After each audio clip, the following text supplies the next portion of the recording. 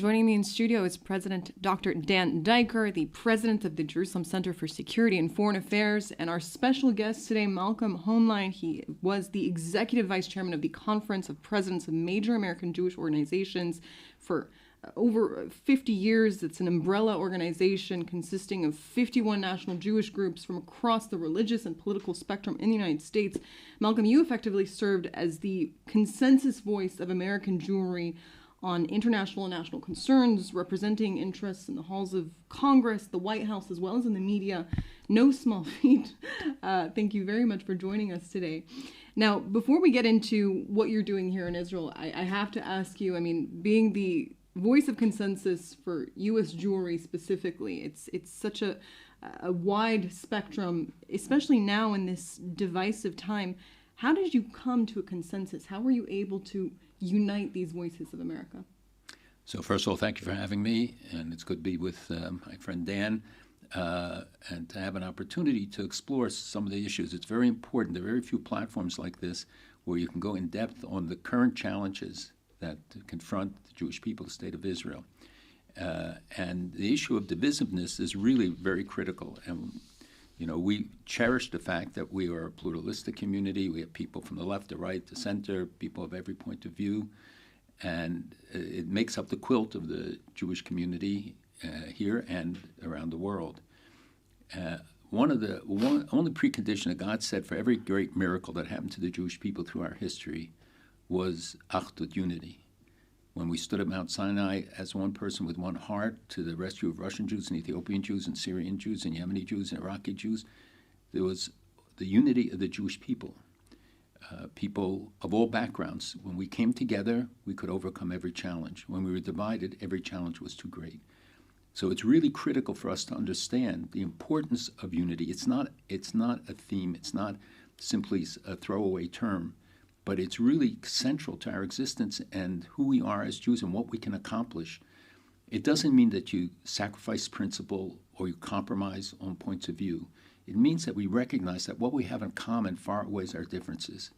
And in every instance, we were able to find some common point of agreement, or even on the most controversial issues, and to say, let's agree on that.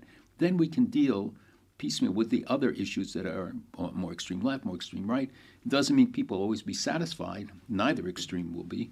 But you can build a big consensus of the center on most of the issues.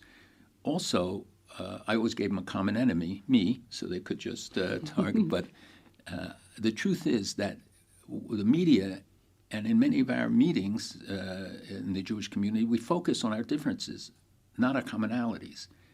And to recognize that we have one faith and one fate, and what happens to one part of the Jewish people affects all the others in the Jewish community. That's why we march for Soviet Jews when Baptists didn't march for Baptists who suffered in Russia. You don't see people marching for Maronites in Lebanon or for Christians. Jews do. We speak out, not just for our own, but for others, because we know that a world that seeks to do damage will not limit it to any one group. We're usually the canary in the mine, and I'm tired of that, and I'm tired of being the bellwether. I think, we as a people have to recognize that what we do when we stand up together for other Jews, we're standing up for ourselves, for our kids, for our future. And so when you have that motivation and you understand the historical context of what divisiveness cost us, it cost us our temples, it cost us so many times in the past, Jewish lives, Jewish future. We cannot afford it today. We have to hold to account those who seek to divide, those who I think we can create an atmosphere of respect for difference, not sacrificing on fundamental principles or goals. And that rings especially true in this day and age, very presently. So you're here in Jerusalem for your service. You were actually awarded the Israeli Presidential Medal of Honor. Tell me a little bit what that was like.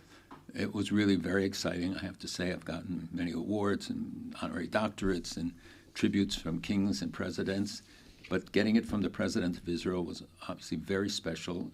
It's not issued that often, and this is the first time that it was given exclusively to diaspora Jews.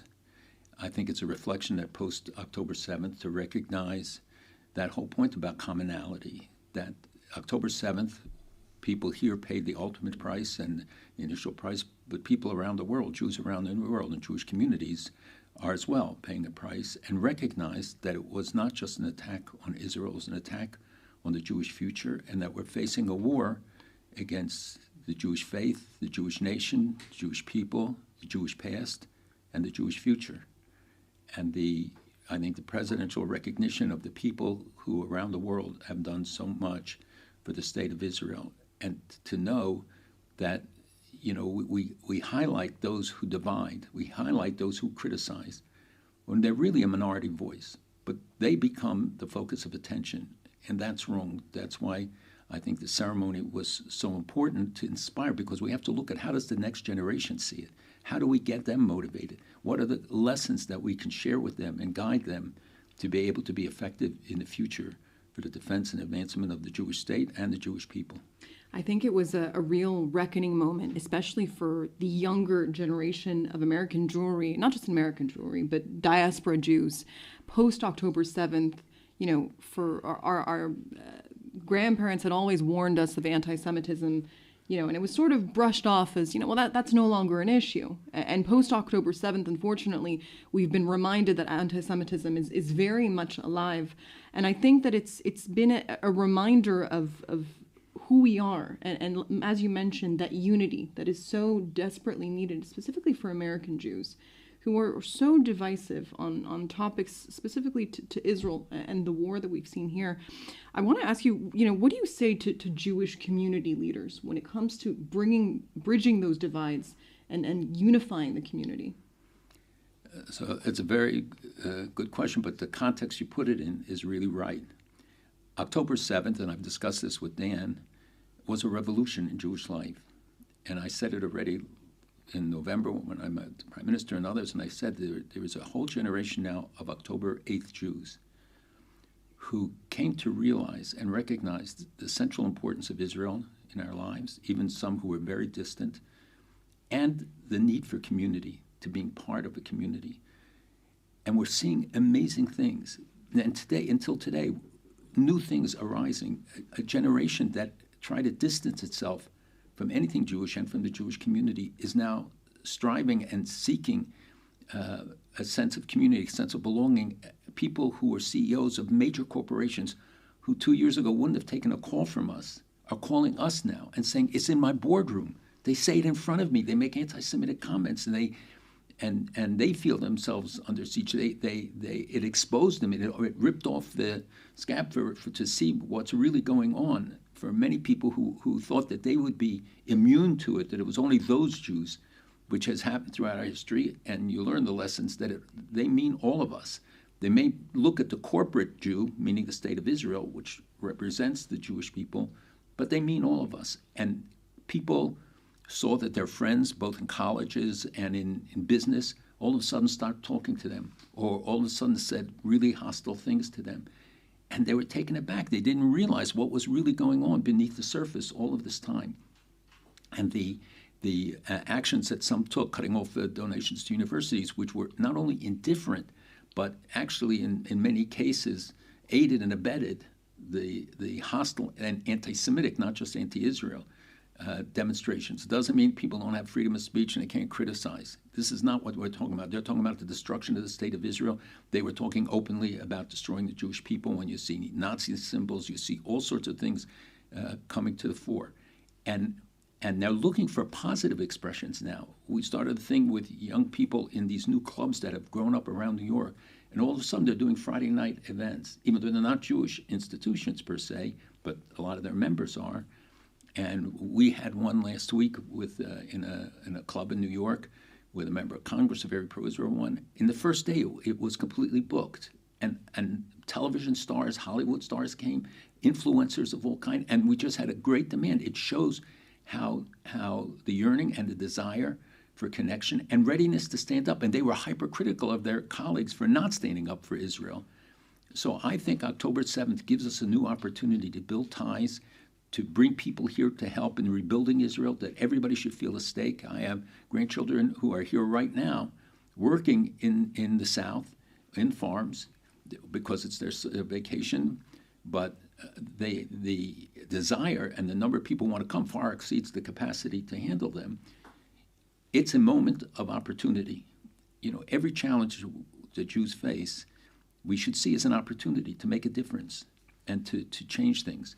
And I believe right now we have that opportunity. On October 7th, as tragic, as terrible, I was on October 9th and 8th in Be'eri. I was there when they opened it. I saw the worst of the worst things that one can imagine.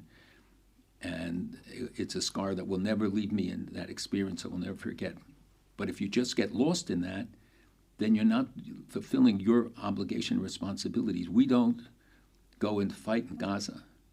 Our battlefront is for the hearts and minds of the American people, for people around the world to stand up for Israel, to make sure Israel has what it needs to fight, that those soldiers have what they need, and that we show the world we're not going to be intimidated. We're not going to be diverted from our responsibility.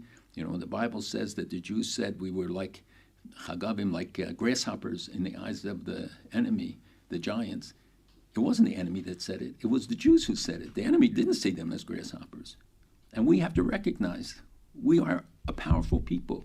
We have a mandate. We have a Jewish state that is a model to the world. I go to Arab countries all the time, and all of them say, tell Israel, decimate it. We've got to get rid of the enemy. It's an enemy against all of us. Israel carries the burden for all of them, not just for the Jewish people. But frankly, right now, this little state is carrying the burden for the world. Absolutely. And Dan, before we came on air, we spoke about, that, as you mentioned, Malcolm, that fight for information and for Asbara that the Jews have had to put forward in the wake of October 7th. But that fight is also internal. And I want to ask you, how are we able to fight that information war from within? Well, I think Malcolm made a number of very, very important points, underneath which is I think, a hidden principle. And the hidden principle is the American Jewish community and its leadership, of which Malcolm represented the best and maybe unprecedented in his unconditional embrace of Israel. And in that sense, the American Jewish leadership today has to move from inreach to outreach. And the state of Israel has to move from looking at itself to really outreach to the American Jewish community. That bilateral outreach is vitally important after October 7th. I call it the October 8th Jews, as Malcolm talked about a few minutes ago, opposite the October 8th Jihad. Jews versus Jihad. That's the choice. It's a binary choice. What had happened in years past, with regard to the question you asked about Hasbran, it was less of an existential challenge. There was this notion of Israel explaining itself, its policies. The sense from Israel is we're inherently on the right side of history. We're inherently understood as the small guy or the small gal punching above his or her weight, opposite a sea of enemies. But over the last three decades, it really became the Palestinian issue overtook the virtue, if you will, in the Western discourse of Israel's sense of self-righteousness and self-virtue. And that's why the October 8th moment of the October 8th Jewish community versus the October 8th community of jihadists in the West is that which now we in Israel, and we, if I must say, the collective we in the United States have to fight together. It's not a simple opportunity. It's a very complex opportunity and set of challenges. One also has to be the same messaging. It has to be the same messaging coming out of Israel as the same messaging that's coming out of the Jewish communities in the diaspora. The reason that messaging gets confused is that there are not a few Israelis that are publicly and ardently critical of Israeli policy. They're not critical of Israel's right to exist as the nation state of the Jewish people, but what is understood or misunderstood in the West is that when you get former top Israeli officials that publicly crucify, rhetorically, the sitting prime minister of the only democratic country in the Middle East, it sends a terribly misguided, ill-advised message to the leadership of the United States. So in some way, where Malcolm was able to, because Malcolm is as Israeli as he is American in the sense, I mean, it's sort of the ideal, without over-dramatizing Malcolm, because he's paying me to give him these, but without over-dramatizing the issue, what Malcolm represents is what is the opportunity in America now is to be Israeli, unconditionally supportive of Israel. as they are unconditionally supportive of the American Jewish community. It is that fusion that is the opportunity, but that's also the challenge, because people are openly criticizing, this prime minister, that particular policy, this understanding of what they call the settlements. All of these things complicate what is an existential moment, both for the Jewish community in America and for the future of the State of Israel. And it is that fusion that Malcolm has represented for the past half a century that must continue and even increase in its intensity for us to survive and thrive as a people. I think that the biggest challenge for Jews in the diaspora has been this feeling that no matter what their position on Israel is, they have to be ambassadors for Israel. And that really has become the reality for many of us, for the diaspora that's living abroad, of course, of having to sort of explain the situation in Israel, even having not been involved. So what do you advise to these Jewish, especially the younger generation today? So the first thing is education, that we have to recognize that this is a generation that is ignorant largely, and that's why they fall victim to the lies, the distortions, the misrepresentations. It took Hitler months to spread the big lie. Today it's done in nanoseconds because of the internet, and it's very hard to undo the damage once it's out there. And they become victim to it because they don't know the facts to counter it. And again, it's not saying that everybody marches in lockstep. It means that they understand the fundamental interests and the lies, the distortions about the genocide, about the number of victims, about the famine, that even the American ambassador had to come out and say, look, this is a lie. This is not the true depiction of the situation. And you have UN agencies that issue reports that are completely unrooted in fact and fiction. Yet the young people on campus are fed this and said, you see, they're saying it. They show that Israel is guilty, forgetting about how all of this started, who they are involved with, who's backing, that this is part of the Iranian axis and Iran's war against the United States, that Israel is fighting the war for the West, that the important stakes in what is happening overall.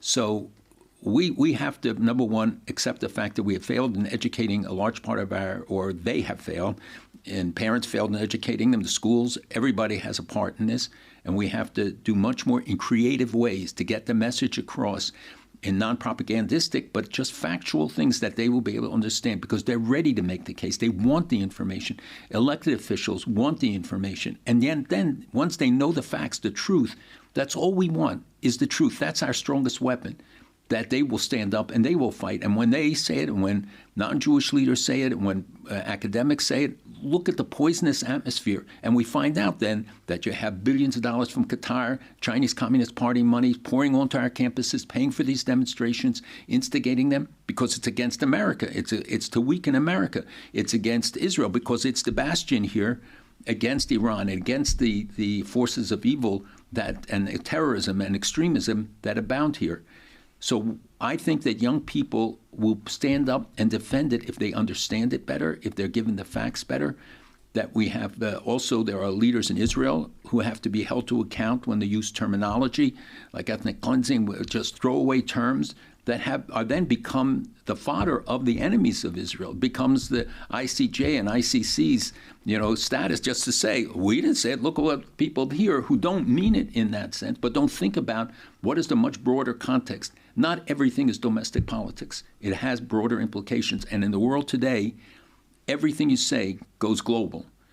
And you can't pull it back very quickly. Important point here that I want to probe together with Malcolm, and that is that anti-Semitism in its classic sense against individual Jews, which is now metastasized into anti-Semitism against the collective Jewish community, or what they call sovereign Jews in Israel, is, and Malcolm just mentioned it, is as much a wholesale assault against Judeo-Christian culture, against Western civilization, against the West. And I want to just delve in for a minute to that conversation with Malcolm, because there is no better authority on the issue of anti-Semitism in America and even the global Jewish community than Malcolm. But I want to understand how do we go about thinking about and conveying the message to decision makers, beginning with President Trump, that what we are experiencing here in Israel, the mass murder, rape, torture, maiming, and kidnapping of Americans, of tens of Americans on October the 7th, 2023, in addition to Israelis and another 19 nationals from 19 countries,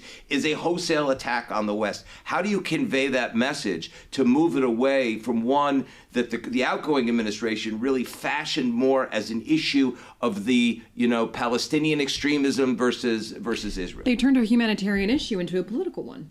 For one thing, it makes it simpler to deal with it rather than facing the reality of the human price and of what we're fighting for. People hide behind human rights as a coverall for protecting the fact that Iran is sitting as chair of the Human Rights Committee in the UN, tells you everything about how, and many organizations from the extreme left and others in the extreme right use these terms and use these and weaponize them against us. So Dan is quite right about the nature of the challenge that confront us today.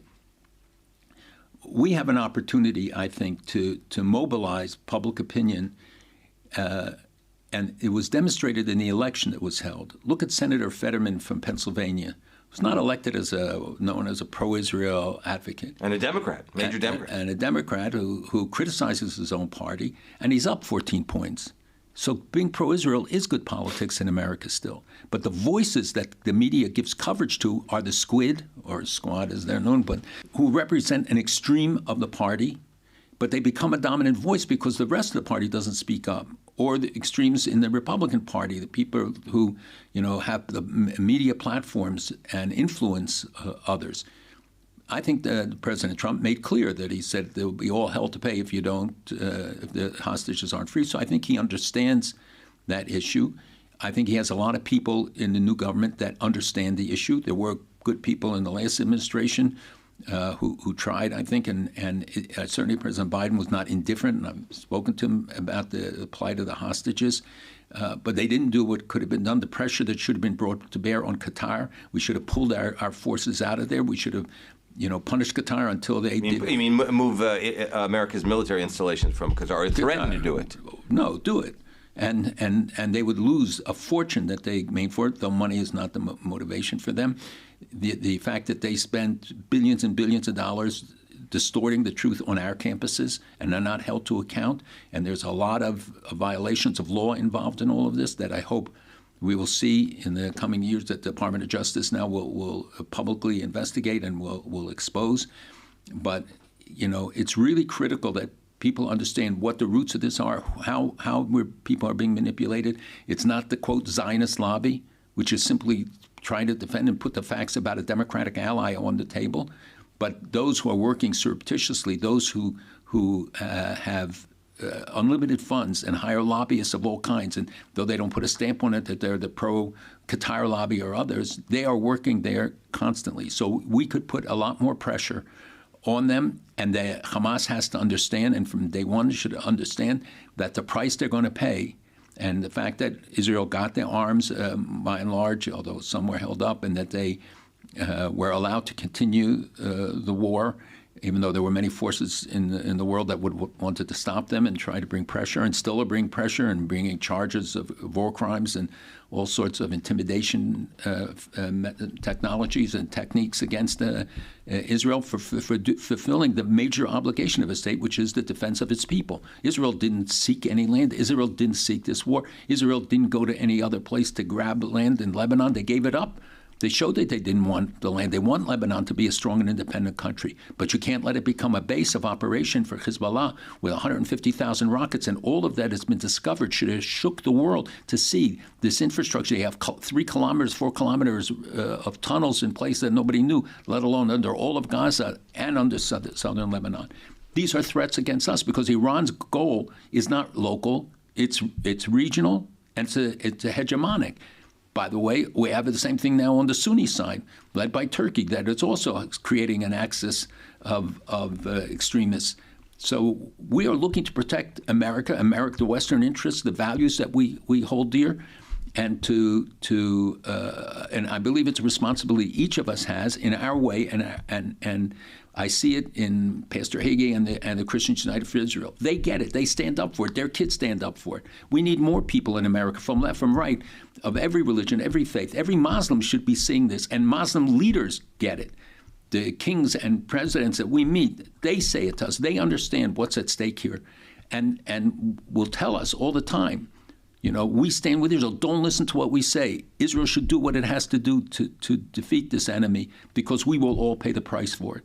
And I think this is a message that doesn't get out. And I hope that the new administration and the Congress, which I think by and large will be supportive, and the American people are far more supportive than the media would reflect. They still 2/3 stand with Israel, even amongst young people and others. And many of them, I think, will come to see the truth if we do a good job in getting it out, that they are being manipulated by these external and internal forces. The issue of Israel as a force to push back against American anti-Semitism, and two, Israel as a partner with the United States, not as either subcontractor or dependent.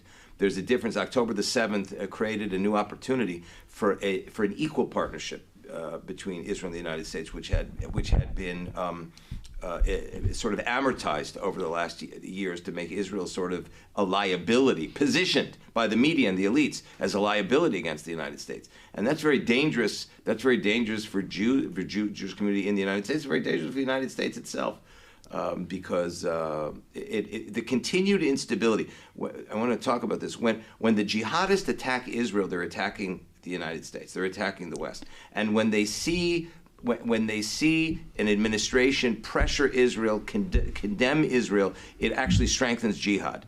And that point is not self-evident at all in the Western discourse. And I think it has to be underscored. Absolutely. Especially as President Trump. I mean, I think the direction here is for President Trump to hear Malcolm and to hear some of this discussion, or certainly his people to understand, directions of where they should be going. And it has to be what they call tmicha bilti misuyeget, unconditional support for Israel, as opposed to conditional support for Israel, because that's the only way to defeat jihad. When they understand there's no daylight. And unfortunately, the Obama administration had publicly said, we're going to create daylight between us and Israel. And there's a direct connection from 2009 until today. With this climaxing on October 7th because of the perceived daylight between the United States and Israel. As you mentioned, the Biden administration very much saw Israel as a liability, when it's really Israel is emerging as the strong horse of the Middle East, specifically now defeating Hamas in Gaza, Hezbollah in Lebanon. The Assad regime, very much Israel facilitated that on all levels. Now facing Iran, that really positions Israel as not just an ally of the U.S., but really the game changer in the Middle East to create a new, safe Middle East for all religions. So I wouldn't say that the whole Biden administration saw it as a liability, but there were times when comments were made, and sometimes they acted in ways, because to the world, this solid relationship is a bellwether. The Arab countries in the Gulf, look to it and they say, if Israel can't rely on the United States, what chance do we have? When aircraft carriers are pulled out, they say then America is not committed to the region. When they put the aircraft carriers back, all of a sudden the atmosphere in the region, and I think CENTCOM should be congratulated and commended, because and Israel now as a member of CENTCOM, have played a very critical role. Look at what the Houthis are doing. They're not attacking Israel alone. They're attacking American ships. They've cost Americans and people around the world the prices of goods going up 10, 15%. Look at the damage they've done to Egypt because of the Suez Canal income being yet the focus is on the Houthis against Israel. The fact that they were at war with Saudi Arabia and did a lot of damage and fired missiles and all the rest and continued to have designs on them. The fact that Iran is behind them, providing the weapons, Russia some too, but primarily Iran, that is part of the Iranian plot to undermine the West. Israel becomes the first target. It's not the last target. But they know that if they break the bulwark of Western democracy in this region, what Dan made reference to was actually a discussion that I had with President Obama in the first months in office, and it's now become public. I've never talked about it. You can see a photograph, actually, of Obama as looking at Malcolm with hyper-focused eyes during that discussion. It's online. You can see it. And what happened was our first meeting with him when he became president. Right. And somebody had made a comment which I found objectionable, but I said to him, Mr. President, the lesson of history is there shouldn't be public daylight between Israel and the United States. There will be differences, as there are in relationship with any great powers that are in any family. Question is, you don't go public and advertise and do it, because once you go public, the enemies of both sides will exploit it. And it's much harder to resolve an issue once it's in headlines, once it's publicly exploited. And that when there are differences that arise, work them out quietly. And you will see that there shouldn't be public daylight. And I went through some of the history, and the president turned to me and said, 8 years no daylight, 8 years no progress, meaning the Bush administration. I said to Mr. President, how can you say it? You had the Y plantation, you had the Omer plant, the Barak plant, you had the Gaza disengagement, and I went through all of the other negotiations that took place, Annapolis, et cetera. And he just stopped the conversation there. And somebody from them leaked it to the press afterwards, but I never commented on it, because my point was not to embarrass the president or to confront the president, but was really, to educate, to give a direction, because we know that the enemies of Israel are the enemies of the United States, by and large. By the way, the reason that President Obama said that to Malcolm Hoenlein was that there is an elephant under the table in the room, and that elephant that Obama meant but didn't say was the Palestinian issue, because he said 8 years, 8 years no 8 years no progress, 8 years. What was the first part of it? It was 8 years no 8 years no daylight, 8 years no progress. What he meant was there's no Palestinian state. That's what he meant, and that has become the white elephant of the Middle East, because the Middle East has gone beyond this issue of Palestinian irredentism, Palestinian jihad. That is how we got to the Abraham Accords.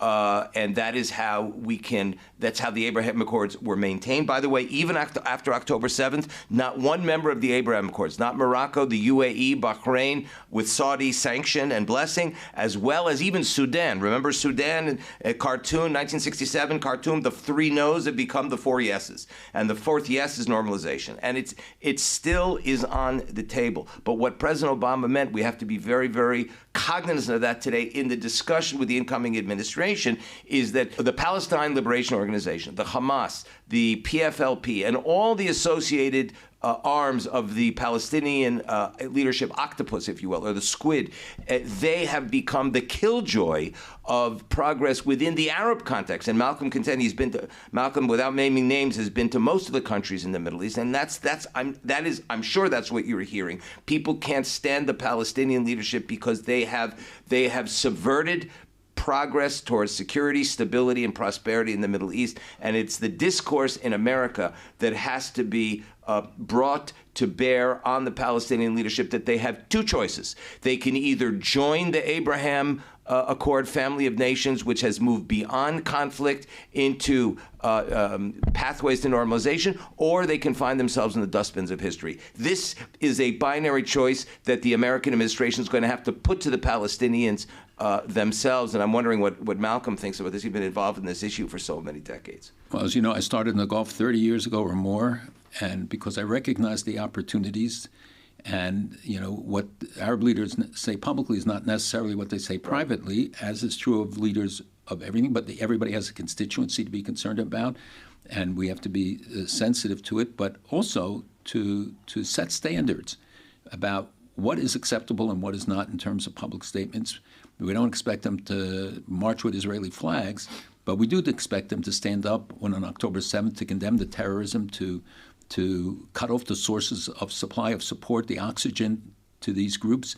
And I think that's the first responsibility, is to look at what the sources of income are, who's paying for it, and to go after those sources. And I think the administration will do much more. There has been stuff done over the past 2 decades, but it's been minimal. And America is paying the price. Our streets, the demonstrations in our streets, some of the blood that flowed in the streets is because of this. And it's to destabilize American society and to accomplish what they can't accomplish on the battlefield to try and accomplish there. We have to see that we need a new enlightened approach, actually. America is a powerful party. It can use its power.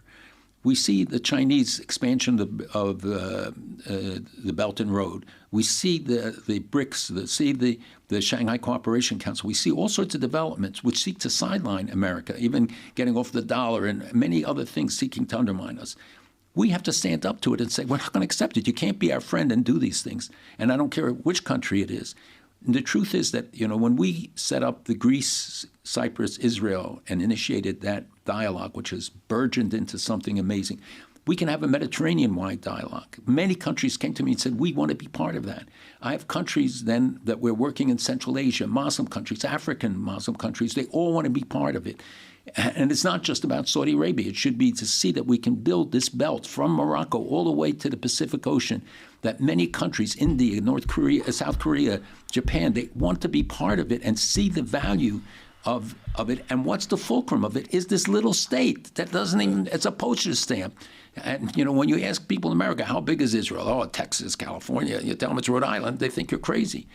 And we have to show them what this little muscle has done, the creativity, the positive contributions in every area, healthcare, in high tech and AI, all these areas where Israel has broken through, the startup nation. It's the miracles, and we always only focus on the negatives instead of promoting and telling the world. And that's why Startup Nation and all that had such a positive impact, because it told the other story. The fact that Israelis are the fourth happiest people in the world. I mean, who would have thunk? Nobody would believe that. And that you see the birth rate here.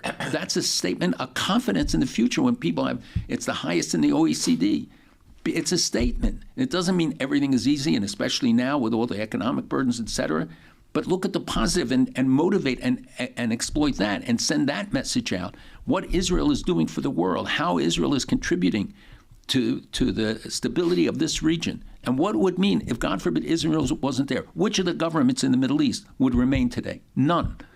And we would see either the Sunni axis of extremists or the Shiite axis of extremists would be dominating and spreading this cancer much wider. So we have to get that message to the world. The world has to stand with Israel today. Never again is not a hollow phrase. I'm sick and tired of the memorials to dead Jews. I want the world to stand up for living Jews, for a living Jewish state, for our vibrant Jewish state, and to stand together now to say we are going to see to it that Israel can thrive so that we can survive. Because all of our stake, we have great dangers inherent in the failure. Malcolm Hoenlein, thank you very much for joining us today. My pleasure. Dan Diker, always a pleasure. Thank you very much, Sarah. Thank you, Dan. Great. Thank you, Malcolm.